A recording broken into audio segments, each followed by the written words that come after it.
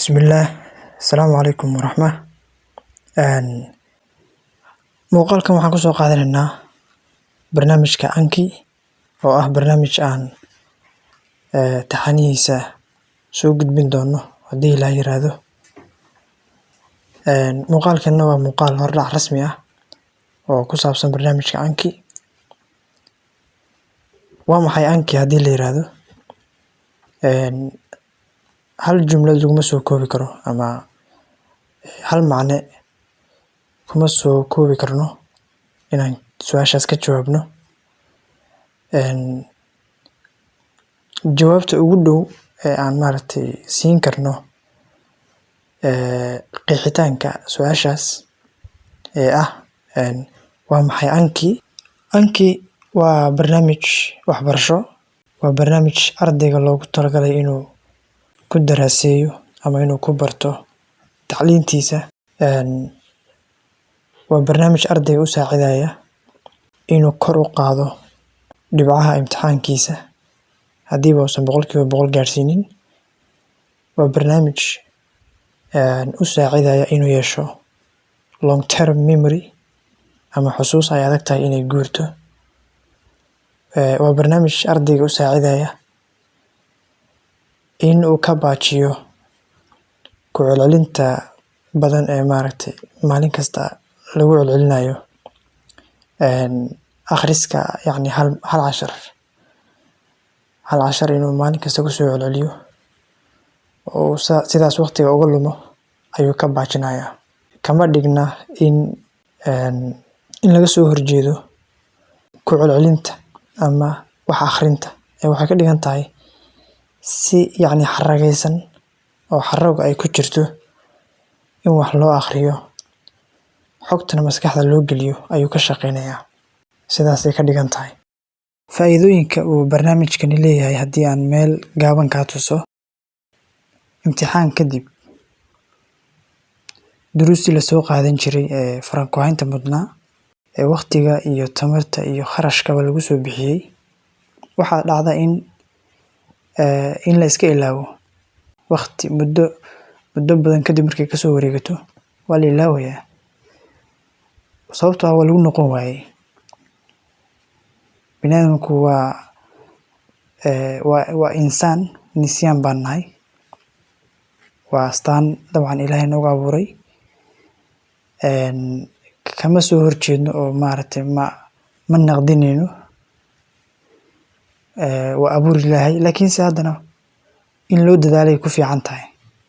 Marka barnaamijkan wuxuu kaaga filnaan doonaa waxyaabaha caynkaasi oo kale ah. Sidoo kale mararka qaar waxaa dhacda inuu ardaygu ka dib dhaco akhrinta duruusta, inuu dib dhigo, isla markaana kadibna ay ururaan oo ay isbiirsadaan.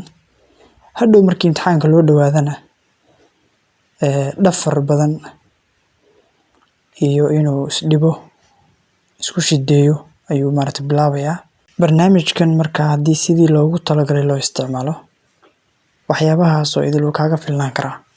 Intaas haddaan kusoo koobo, waa maxay Anki su'aashii ahayd, aan u gudagalo imikana siyaabaha lagu heli karo iyo magacyada kala duwan ee uu leeyahay. Barnaamijkan waxaa lagu shuban karaa mobilka iPhone iyo Android, labadaba waa lagu shuban karaa. Sidoo kale hadday computer noqotona iOS iyo Windows labadaba waa la heli karaa. Haddii ay noqoto aaladahan kale ee casriga ah sida iPad-ka iyo tablet-ka, iyagana waxaan rajeynayaa in la heli karo oo lagu shuban karo. Laakiin aaladaha qaar lacag ayuu ka joogaa oo tusaale ahaan iOS-ka oo kale, mobilada iPhone-ka ah iyo kombiyuutarada iOS-ka ah. Markaad soo degsanayso barnaamijkan waa lacag oo ilaa iyo $25 buu waqtigan joogaa. Laakiin mobilada Android-ka sida Samsung iyo wixii kale la mid ah iyo kombiyuutarada Windows-ka labadaba waa free, waa bilaash, waa la soo degsan karayaa. Dadka isticmaala aaladahan iOS-ka ah sida iPhone-ka iyo kan kale computer version-ka ah ee Mac ama iOS-ka ah. Haddii ay lacag ku noqotay barnaamijkan soo dejintiisii, waxaa u bannaan sidoo kale ikhtiyaar kale oo ay uga faa'iideysan karaan faa'iidooyinka uu xambaarsan yahay barnaamijkan, taasoo ah inay qaab online ah u isticmaalaan. Barnaamijka Anki wuxuu leeyahay website-kaas waa bilaash, wax shuruud ah oo la isku xiraayo ma laha. Halkaas ayaana lagaga faa'iideysan karaa barnaamijkan. Waa inta ay lacagta ku noqotay.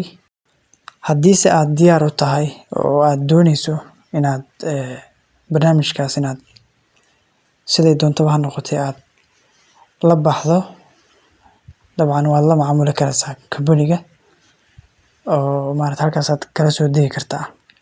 Barnaamijkan wuxuu leeyahay magacyo kala duwan iyadoo loo fiirinayo ama iyadoo dabcan loo eegayo hadba aaladda uu ku jiro. Taleefannada Android-ka ah markuu ku jiro waxaa la yiraahdaa Anki Droid baa loo yaqaanaa. Marka uu ku jiro taleefannada iPhone-ka ah waxaa la yiraahdaa Anki Mobile. Computer-ka Windows-ka markuu ku jiro barnaamijkan waxaa la yiraahdaa Anki Desktop. Marka barnaamijkan loo yaqaano Anki, faa'iidooyinkan soo sheegay iyo qaar kale oo badanba waa leeyahay. Insha Allah muuqaalada xigi doona ayaan idinkula wadaagi doonaa.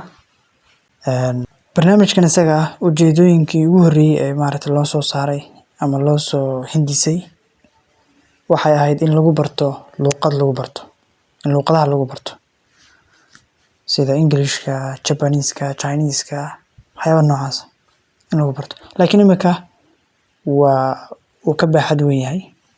Waxaa lagu baran karaa luqado, waxaa lagu baran karaa culuum kala duwan oo intaasoo nooc ah oo ay ka mid tahay caafimaadkii, ay ka mid tahay xitaa culuumtii diiniga ahayd, oo ay ka mid tahay injineeriyaddii, lama soo koobi karo runtii. Walow waxyaabaha qaar isticmaalkoodu xadidan yihiin oo aan loo badnayn in barnaamijkan loo isticmaalo. Insha Allah muuqaalada xigi doona waxay noqon doonaan muuqaalo taxane ah oo musalsal ah oo barnaamijkan aan ku soo qaadanayno anagoo kolba dhinac ka abaarayna barnaamijkan isaga ah oo ah barnaamij aysan ku baraarugsanayn arday fara badan oo Soomaaliyeed. Faa'iidooyinka uu xambaarsan yahay, dhibaatooyinka uu kaga filnaan karo. Waa barnaamij runtii aan dhihi karo nolosha qofka ama nolosha ardayga gacan lixaad leh ayuu ka geysan karaa. Sababtoo wuxuu ku taagan yahay waxyaabo fara badan oo aasaasi u ah, laf dhabar u ah geedi socodka waxbarashada ardayga. Wuxuu ardayga u awood siinayaa inuu wax u barto si xarrago leh. Si xarrago leh markaan leenahay waa inuu wax u barto si ka duwan sida caadiga ah ee wax loo barto. Sida caadiga ah ee aan wax u barano waxaa hareeyay amase lagu ciladeeyaa waxyaabo fara badan. Waxyaabahaas waxaa ka mid ah tusaale ahaan in wixii la soo qaatay ee duruustii la soo qaatay markii imtixaan kala galo kadib la iska ilaawo ama muraajiciintoodii laga caajiso. Sidoo kale in imtixaanku markuu soo dhawaado kale waqtiyadaas oo kale in mararka qaar waxaa dhacda in ardaygu inuu dhafro, hurdo la'aan inuu noqdo. Waxyaabo fara badan baa jira. Inuu sidoo kale ku celceliyo hal cashar oo keliya inuu ku celceliyo oo maanta dhan uu soo celceliyo. Dabcan ku celcelinta waa loo baahan yahay iyo akhrinta, laakiin si xarragaysan baase loo baahan yahay in loo maareeyo hawsha iyada ah. Dhinaca kale haddii aan u galno su'aasha ah sidee ayaa loo isticmaalaa ama sidee ayuu u shaqeeyaa barnaamijkan. barnaamijkan horta su'aalo ayaa lagu shubtaa meesha, su'aalo ayaa lagu guraa. Active recall ayuu isticmaalaa. Active recall, farsamada active recall haddii aad muuqaalkan soo aragtay, waa in la sameeyo su'aal casharka aad akhriyayso, inaad su'aal ka sameyso dabeeta su'aashaasna aad isweydiiso. Markaad isweydiisana aad qiimeyso bal inaad ka jawaabi karto iyo in kale. Marka waxaad ogaanaysaa isla xisaabtan weeye, nooc ka mid ah isla xisaabtanka. Waxaad ogaanaysaa waxaan aad akhriyeysay in maskaxdaada ay galeen iyo in meesha aad iska fadhiday oo waqtigu sidaas uu kaaga lumay. Labadaas arrimood ayaad ku kala saaraysaa. Marka active recall waa nooc ka mid ah isla xisaabtanka, faa'iido weyn baana ku jirta. Farsamada labaad ee uu isticmaalo barnaamijka Anki waxaa la yiraahdaa spaced repetition system. Macnaheedu yahay dabcan waa ka soo hadalnay labadan fikradoodba. Spaced repetition system macnaheedu waxa weeyaan waa in la kala dheereeyaa fadhiyada wax akhrisyada oo aan la isku dhaweynin. Waana cilmi baaris bayna ku saleysan tahay fikradani, labada fikradoodba. oo waa dabcan sida keliya ee ugu fiican ee maaragtay wax loo qaban karo. Xogta maskaxda ay u geli karto, long term memory-na ay ku yeelan karto weeyaan. Marka barnaamijkan su'aalaad ku shubanaysaa, su'aalaha fasalka yacni casharkaaga hooseeya ayaad ku shubanaysaa. Dabcan adiga gacantaada ku qori kara oo gacantaada ku qoraysaa, ama qaar kale waxaa jira diyaarsan oo ardaydu ay soo share gareeyeen internetka. Meel waxaa jirta khaanad ama website waxaa jira lagu soo share gareeyo ardaydu waxay sameeyaan, oo culum ay nooc isugu jirta sida English, hadday luqado tahay, hadday caafimaad tahay, hadday tahay culum badan ayaa meeshaas ku jirta. Marka waad la soo degaysaa oo keliya kadibna su'aalahaas iyo jawaabahaas aad la soo degtay ayaad ku celcelinaysaa oo aad ka faa'iideysanaysaa. Haddii aad u baahan tahay inaad casharrada fasalka aad ku qaadato, inaad su'aalo aad ku meesha gashato waad gashan kartaa. Waa ikhtiyaar kale oo kuu bannaan. Marka barnaamijkani faa'iidooyinkaas aan soo sheegnay buu leeyahay, sidaas ayuuna u shaqeeyaa.